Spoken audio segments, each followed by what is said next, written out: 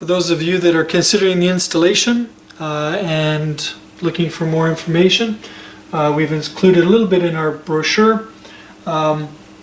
First and foremost, the iFLOW can install with any energy or heat source, so whether it's gas or electric, tank, tankless, combi boiler, or even heat pump, we can combine and make very efficient systems with any of them.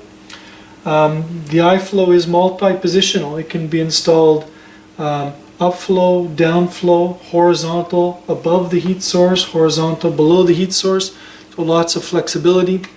In terms of return duct, you can come return on the right, return on the left, or return on the bottom. You can place the iFLOW on a return air box if you're using a return air box and coming in from the bottom, so lots of flexibility that way. The iFLOW doesn't necessarily have to be located in the same area as the heat source. For example, if the heat source was in the basement and the iFLOW was in the attic on the second floor, that wouldn't be a problem. The two, it's just a matter of extending the piping between and perhaps looking at the pump size to make sure you have the proper head pressure to be able to circulate through the whole circuit. In terms of static pressure, we can operate at low, medium, or high static, which means we can run on smaller ducting at higher pressures without problem.